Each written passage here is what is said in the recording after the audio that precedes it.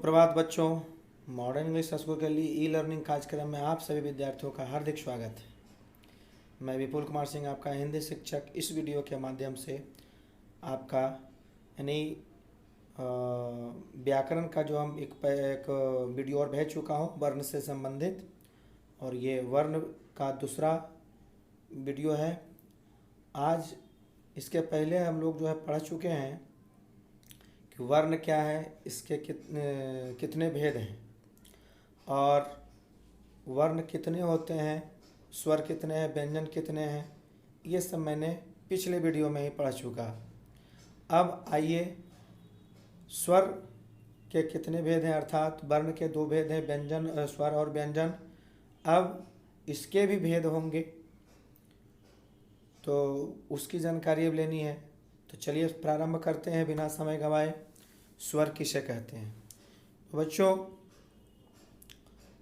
स्वर यानी कि जिन वर्णों के, यहाँ वर्ग लिखा गया है बच्चों, क्षमा करेंगे, यहाँ देखिए आपका ये जो कहाँ गया, ये जो देख रहे हैं स्वर, यानी जिन वर्गों के उच्चारण में हवा बिना किसी रुकावट के मुंह से बाहर आती है वे स्वर कहलाते हैं। अर्थात इसको हम परिभाषा इस तरह से हम दे सकते हैं, वर्ग नहीं होगा, वहाँ वर्ण होगा। जिन वर्णों के उच्चारण में हवा बिना किसी रुकावट के मुंह से बाहर आती है वे स्वर कहलाते हैं। जैसे अ, आ, ह्रस्व ई, दीर्घ ई। इसको इस तरह से कह सकते हैं कि जिन वर्णों के उच्चारण में किसी अन्य वर्णों की सहायता न लेनी पड़े उसे स्वर वर्ण कहते हैं। समझ में आ गया बच्चों? ध्यान से सुने कि जिन वर्णों के उच्चारण में किसी अन्य वर्ण की सहायता न लेनी पड़े उसे स्वर वर्ण कहते हैं। जैसे अ, आ, ह्रस्व ई, दीर्घ ई, सब पहले बता चुके हैं कि 11 है। ये सब बच्चों स्वतंत्र हैं, इसमें किसी के उच्चारण के लिए, इसके उच्चारण के लिए किसी दूसरे वर्ण की सहायता की ज़रूरत नहीं है। चलिए, स्वर की मात्रा भी मैंने बतलाया था, तो इसमें थोड़ा जो संक्षिप्त में मैं बतलाता चलूँगा, चूँकि विस्तृत रूप से मैंने पहले बताया है। जहाँ नहीं बतलाया वहाँ मैं बतलाऊँगा, ध्यानपूर्वक आप लोग सुनेंगे। अ को छोड़कर प्रत्येक स्वर की मात्रा होती है, जैसा कि मैंने पहले बतलाया है। अ में कोई मात्रा नहीं होता, वो अ सभी के साथ, व्यंजन के साथ लगे होते हैं। वही कहते अ को छोड़कर प्रत्येक स्वर की मात्रा होती है। जब स्वरों को व्यंजनों के साथ प्रयोग किया जाता है तो उनकी मात्राओं का ही प्रयोग किया जाता है, स्वर डायरेक्ट उस पर नहीं लिखा जाता है। जैसे देखिए यहाँ र पर उ, तो यहाँ पर क्या हो गया, रू, र पर उ, लेकिन इसमें लिखने का कुछ अलग ढंग है रू का। और में हम लोग लिखते हैं बच्चों, इसको इस तरह से लिखते हैं कि जैसे मान ली क लिखते हैं तो ई क दे करके इस तरह से लिखते हैं, लेकिन इसमें र में इस तरह से नहीं लिखेंगे, इस तरह से लिखेंगे। क्या लिखेंगे? इस तरह से लिखेंगे, ऐसा। ऐसे इसमें भी रू, ह्रस्व इस तरह से, और ये दीर्घऊ हो जाएगा, दीर्घऊ रू, ह्रस्व रू। चलिए बच्चों, तो ये बतलाया। अब आगे देखते हैं कि अनुस्वार और अनुनासिक में अंतर क्या है। जैसा कि मैंने बतलाया था, अनुस्वार यानी कि जो स्वर वर्ण होते हैं उसके अंत में दो और आते हैं, अंग और अह। तो अंग जो ऊपर अ के ऊपर बिंदी रहता है वो अनुस्वार है, और जो अ के बाद में दो बिंदी है ऊपर नीचे, वो विसर्ग होता है। तो ये इसको अयोगवाह कहते हैं। अयक जो होता है चंद्र बिंदु होता है। जैसा कि आप यहाँ देखिए, उच्चारण करते समय जब वायु मुख के साथ नासिका, नासिका मतलब नाक होता है, नाक से बाहर निकले तो ऐसे स्वर अनुनासिक कहलाते हैं। जैसे 5, देखिए यहाँ चंद्र बिंदु है ना, 5 पर, 5 चंद्र बिंदु इसको कहते हैं बच्चों। ये देखिए इस तरह से जो दिया हुआ है ये चंद्र बिंदु है, जैसा कि यहाँ देख पा रहे हैं। चलिए बच्चों, तो इसमें आगे है अब विसर्ग। विसर्ग में क्या होता है कि विसर्ग का प्रयोग केवल संस्कृत के शब्दों में किया जाता है। जैसे जहाँ लिखा हुआ, जैसे विसर्ग का देखिए सिंबल भी दिया हुआ, अतः, प्रातः, अंततः, फलतः आदि। और आपका अनुस्वार तो बता ही चुके हैं, अनुस्वार वाला है आपका, ऊपर एक बिंदी रहेगा। चलिए, गृहीत ध्वनियाँ। गृहीत मतलब होता आगत, मैंने लिया हुआ, ये विदेशी भाषा का है, ये मैं पहले भी बतला चुका हूँ। देखिए, जैसे डॉक्टर लिखते हैं, मास्टर लिखते हैं, तो अ जो होता है अ और ओ, औ के बीच में जो आता है वो औ कहलाता है। ये doctor, hall, doll, call, ball जब लिखते हैं तो इसका प्रयोग किया जाता है। चलिए बच्चों, इसमें और भी बतला चुके हैं कि ज और फ, ये ज के बाद यहाँ जो देख पा रहे हैं नुक्ता दिया हुआ है ज के नीचे, फ के नीचे, तो क ख के बाद भी होता है। ये सब उर्दू अरबी का जो है अरबी फारसी का जो है शब्द है बच्चों। ये जब हम लोग सीधा सीधे लिखते हैं तो उसमें कुछ नहीं पड़ता है, लेकिन यही अगर हम यहाँ पर जैसा कि आप देख पा रहे हैं कि यहाँ पर आपका लिखा हुआ है कागज, यहाँ ग में यानी ज में कुछ नहीं है, लेकिन अगर यहीं पर आपका उर्दू फारसी की बात है तो इधर हम लिख सकते हैं, कोई दिक्कत नहीं है। तो अ ज फ, अ तो हो गया अंग्रेजी, ज फ क ख ये सब उर्दू अरबी की बात है, ये उर्दू अरबी की जो है भाषा है। चलिए अब देखिए एक और आता है विशेष में अड़ और ढ। ये भी मैं पहले बतला चुका हूँ कि जब क वर्ग में आता है तो अंगा कहलाता है, लेकिन ये अंगा का लिखने का ये तरीका जो है नहीं है, वो बाद में लिखाता है बिंदी, लेकिन ये नीचे है। ढ भी वैसे ही है, और ये दोनों का प्रयोग बच्चों शब्द को लिखने के बाद में या मध्य में प्रयोग होता है, पहले कभी नहीं। तो बच्चों अब जैसा कि देख पा रहे हैं कि स्वर के भेद अब पढ़ना, स्वर तो समझ में आ गया। अब स्वर के भेद कितने हैं? तो स्वर के भेद 3 है बच्चों। एक है आपका ह्रस्व स्वर, दूसरा है दीर्घ स्वर, और तीसरा है प्लुत स्वर। जैसा कि आप स्क्रीन पर देख पा रहे हैं बच्चों कि ह्रस्व स्वर यानी जिस स्वरों के उच्चारण में बहुत कम समय लगता है, अर्थात एक मात्रा का समय लगता है, उसे हम ह्रस्व स्वर कहते हैं। और आपका इसका होता है अ, ह्रस्वई, ह्रस्व और री, ये सब है क्या आपका ह्रस्व स्वर। अब आगे दूसरा क्या है दीर्घ स्वर। दीर्घ स्वर में क्या है कि इसमें 2 गुना ह्रस्व स्वर का 2 गुना समय लगता है बोलने में, अर्थात जिन स्वरों का उच्चारण में ह्रस्व स्वर से लगभग दुगना समय लगता है उसे हम दीर्घ स्वर कहते हैं। ये 7 है बच्चों। आ, ह्रस्वई, ह्रस्व, क्षमा करेंगे, अकार आ, दीर्घई, दीर्घौ, ए, ऐ, ओ, औ, ये 7 है। ऐसे भी आपका स्वर 11 होता है। तो 4 आपका हो गया ह्रस्व स्वर और 7 हो गया दीर्घ स्वर। चलिए बच्चों, तो अब तीसरा देखते हैं प्लुत स्वर। प्लुत स्वर यानी कि जिन स्वरों के उच्चारण में दीर्घ स्वर से भी अधिक समय लगता है, अर्थात ह्रस्व स्वर का तिगुना समय लगता है, उसे हम प्लुत स्वर कहते हैं। अब प्लुत स्वर जो लिखाता है जैसे ओइन, राम, है ना, तो इस तरह से जो शब्द रहता है उसको हम प्लुत स्वर कहते हैं। और ये ज़्यादातर इसका प्रयोग संस्कृत में होता है, हिंदी में इसका प्रयोग नहीं होता है। और ऐसे बुलाने वगैरह किसी को हम पुकार रहे हैं, बुला रहे हैं, तो उसमें भी इसका प्रयोग होता है। चलिए बच्चों, तो अनुनासिक आपको पहले मैं समझाया था चंद्र बिंदु वाला, फिर वही चीज़ थोड़ा सा देख लें कि जो स्वर मुखे नहीं मुख होगा बच्चों, यहाँ क्या होगा मुखे नहीं मुख। जो स्वर मुख और अर्थात मुंह और नाक से बोले जाते हैं वे अनुनासिक कहलाते हैं, है ना। इनके ऊपर चंद्र बिंदु लगाया जाता है, नाक की सहायता से बोले जाने के कारण इन्हें अनुनासिक कहते हैं। जैसे गांव, 5, देखिए ऊपर चंद्र बिंदु है गांव के। और अब आगे देखते हैं अनुस्वार। जिस स्वर का उच्चारण करते समय हवा नाक से निकलती है और उच्चारण कुछ जोर से किया जाता है तथा लिखते समय व्यंजन के ऊपर लिखा जाता है, इसे अनुस्वार कहते हैं। अनुस्वार का मतलब किसी भी व्यंजन के ऊपर हम जब लगा देते हैं क्या कहते हैं बिंदी, तो वो हो जाता है अनुस्वार।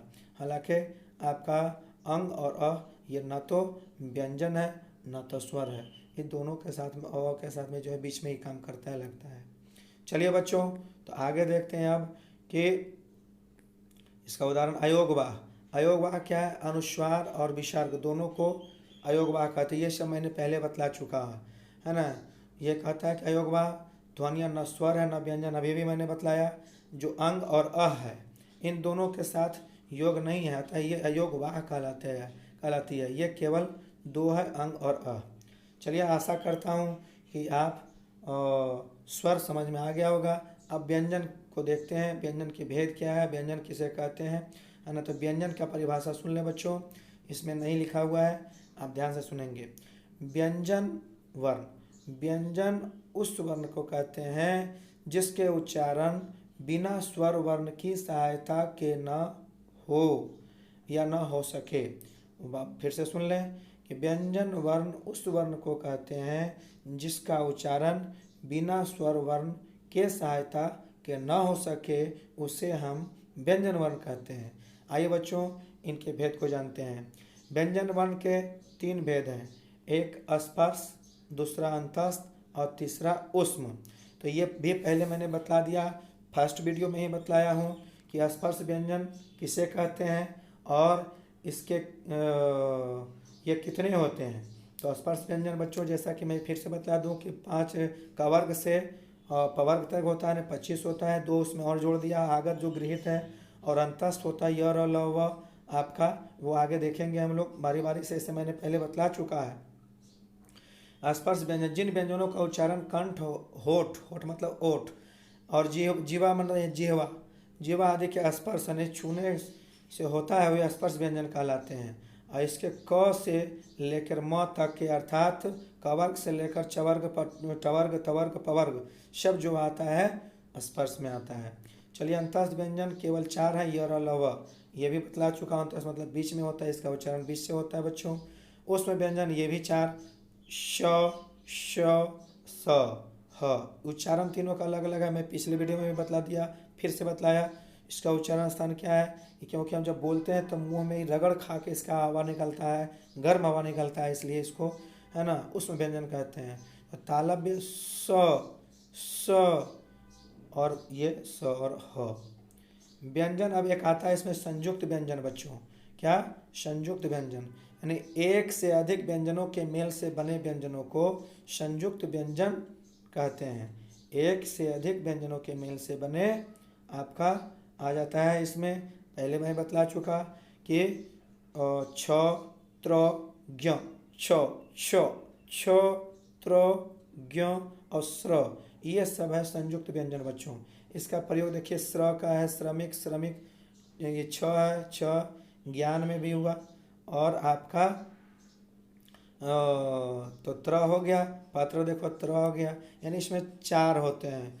श, छ, क्षमा करेंगे, छ, त्र, ज्ञ, उसको ज्यों पढ़ते हैं, ज्यों, ज्यों पढ़ा जाता है, ज्यों, ज्ञान है, ज्यों, ज्यों और स्र।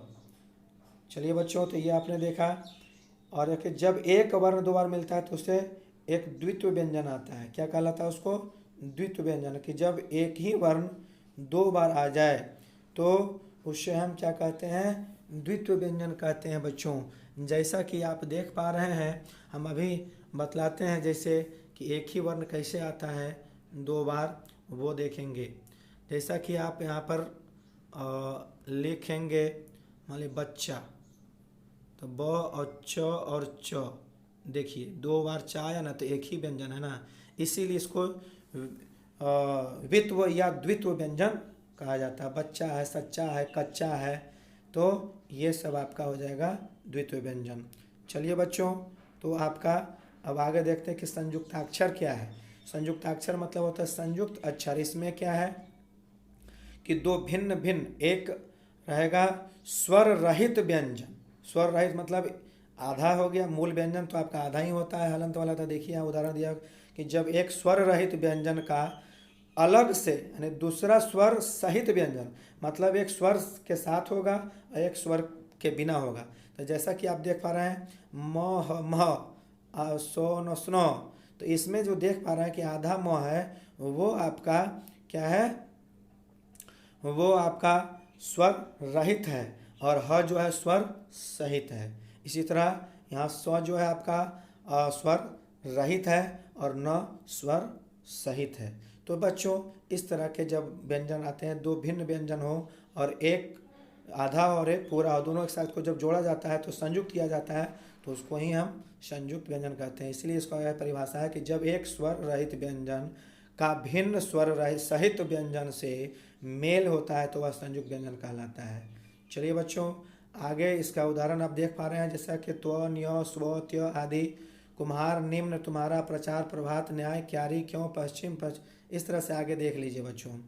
अब आगे देखिए बच्चों क्या है कि स्वर यंत्रों में कंपन के आधार पर वर्गों के भेद गले में स्वर यंत्र होता है, उच्चारण के समय इसमें कंपन होता है और इसके आधार पर भी वर्णों, यहाँ बच्चों क्षमा करेंगे हर जगह वर्ण के जगह पर वर्ग लिखा गया है ना, तो उसको वर्ण समझेंगे।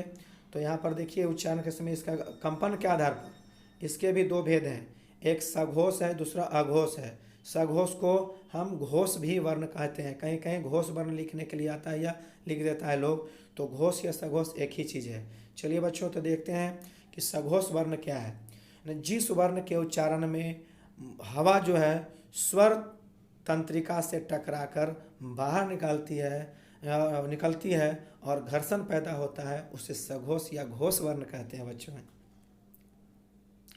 जैसा कि देख पा रहे हैं आप, पुनः एक बार सुने कि जिस वर्ण के उच्चारण में हवा स्वर यंत्रिका से टकराकर बाहर निकलती है और घर्षण पैदा होता है, उसे सघोष या घोष वर्ण कहते हैं। जैसा कि आप देख पा रहे हैं इस पर स्क्रीन पर कि इसमें अ आ औ ह्रस्वई दीर्घई ह्रस्व दीर्घ री ए ऐ ओ औ, ये सारे जो है आपके क्या हैं, हाँ ये आपका सघोष है। तो सिर्फ इतना ही नहीं बच्चों, कुछ व्यंजन भी हैं, आइए देखते हैं। ये तो 12 हो गया आपका, है ना, 11 स्वर हो गया और एक औ जो बताए थे कि आपका इंग्लिश भाषा से लिया गया है। अब व्यंजन में भी देखिए सघोष 22 होते हैं।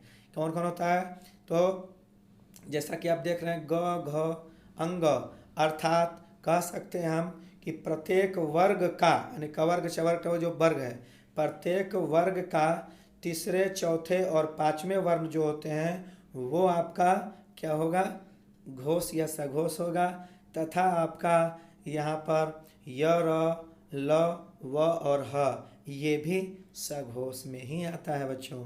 चलिए तो आप देख पा रहे हैं स्क्रीन पर, तो 22 इधर और 12 उधर, 22 और 12 34 हो गया आपका सघोष या घोष वर्ण। चलिए आते हैं अघोष वर्ण किस में आता है भाई। अघोष यानी जिस वर्ण के उच्चारण में स्वर यंत्रिका में कंपन नहीं होता है। घोष में या सघोष में क्या होता है कि उसमें कंपन होता है और इसमें कंपन नहीं होता है, इसलिए ये अघोष वर्ण कहलाता है ना। अब इसमें क्या, उसमें देखे थे उसमें तो सारा स्वर आ गया। अब इसमें क्या है, व्यंजन में, उसमें बताए थे व्यंजन में आपका क्या कि तीसरे चौथे और पांचवें वर्ण आते हैं, लेकिन इसमें क्या आएगा, पहला और दूसरा जो बच गया वो आ जाएगा, क ख य और छ छ ट ठ त थ, इस तरह से सब आ जाएगा। और यरा लवा में आ जाता है तालव्य मूर्धन्य और स, यानी कुल मिलाकर 12 है बच्चों। चलिए बच्चों और कुछ देखते हैं कि उच्चारण। अब ये तो अब दूसरा प्रकार देखते हैं, महाप्राण व्यंजन और अल्प प्राण व्यंजन भी देखेंगे क्या होता है। इस क्या है कि उच्चारण में लगे प्रयत्न की दृष्टि से व्यंजन के भेद कितने होते हैं, यानी उच्चारण के समय सांस अथवा वायु के मात्रा के आधार पर व्यंजनों को भी अलग किया गया है, उसको भी दो भाग में बांटा गया है बच्चों, एक अल्प प्राण दूसरा महाप्राण व्यंजन। पहला क्या है, अल्प प्राण व्यंजन और दूसरा महाप्राण व्यंजन। चलिए तो पहला आप देखते हैं बच्चों कि अल्प, जैसा कि देख रहे हैं अल्प मतलब थोड़ा होता है ना, प्राण मतलब यहाँ पर वायु, क्योंकि अपना जो प्राण है वायु रूप में है बच्चों। हम लोग तो प्राण को अर्थात जान को देख नहीं पाते, अदृश्य है, वायु रूप में है, सांस जो लेते हैं बच्चों, इसलिए वायु कहा गया है ना।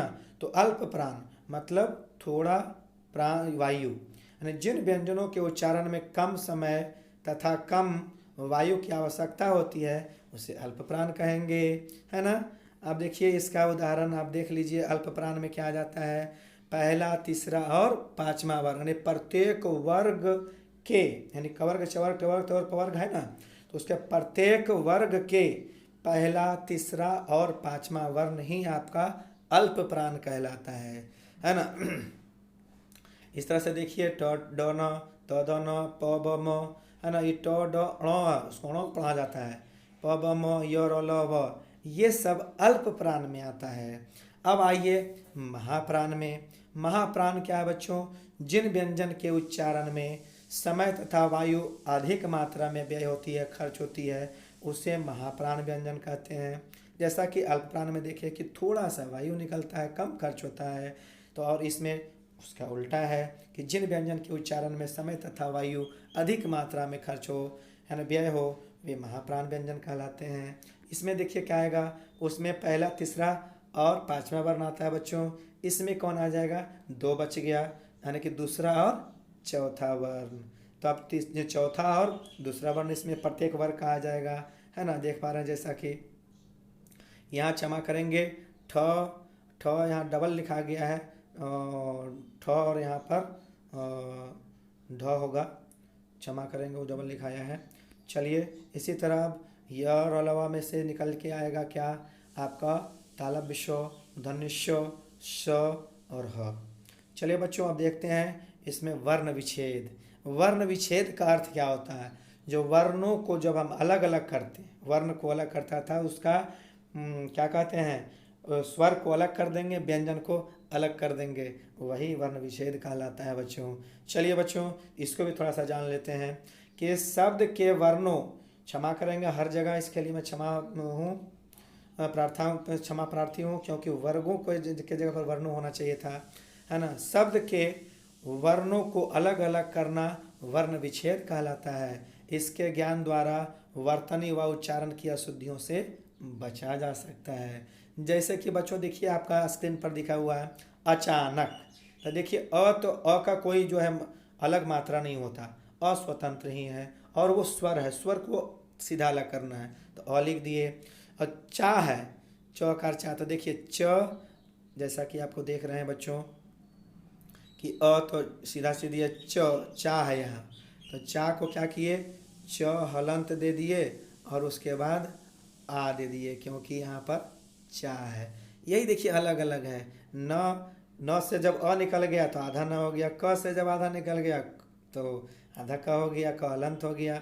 चलिए इसी प्रकार आपका स्वच्छ है, तो स्व तो आधा स है ही, यही तो मूल व्यंजन ही है, मूल व्यंजन आधा ही होता है ना। जब स्वर उसके साथ जाता है तब प्रयोग होता है, तब वो पूरा होता है व्यंजन बच्चों। तो इसी प्रकार देखिए स्वच्छ में है आपका, और फिर देखिए यहाँ पर शब्द दिया हुआ है जैसा कि आप देख पा रहे हैं। तो इस तरह से बच्चों ये होता है वर्ण विच्छेद। चलिए बच्चों तो इस वीडियो में इतना ही, है ना। एक और वीडियो इसका बनाएंगे वर्ण से संबंधित, जो वर्णों का उच्चारण स्थान का है बच्चों। उस वीडियो को भी आप लोग ध्यानपूर्वक देखेंगे, चूँकि उससे आप लोगों को बहुत सहूलियत मिलने वाला है, इसलिए बच्चों उसको भी देखेंगे ध्यान से। इसको देख करके अपने उत्तर पुस्तिका में, है ना, क्या कहते हैं, लिखेंगे। और यदि समझ में कोई नई बात आए तो पुनः आप व्हाट्सएप मेरे नंबर पर जो है कॉल कीजिए, कॉल नहीं करेंगे, भेजेंगे प्रॉब्लम, हम जो ये करेंगे। यदि उसके बाद भी दिक्कत है फ़ोन भी कर सकते हैं, स्वतंत्र है, कोई दिक्कत नहीं है। और बच्चों आप लोग क्या कहते हैं, वीडियो को पूरा देखते नहीं हैं और भेजते नहीं हैं लिख करके, तो जो कि बहुत गलत बात है ना। जब खुलेगी स्कूल तब महंगा पड़ेगा, है ना। इसलिए आप एक बार लोड क्यों लीजिएगा, वह भारी वजन क्यों लीजिएगा, क्योंकि खुलेगा तो सब कुछ हम लोग मांगेंगे। इसलिए अभी से सारा करते जाइए और घर पर रहिए, खुशी से रहिए और शांति से रहिए, बाहर नहीं निकलिए, चूँकि अभी जो है कोरोना का चल रहा है, इसीलिए स्कूल बंद भी है बच्चों। चलिए बच्चों तो इस वीडियो में इतना ही, धन्यवाद।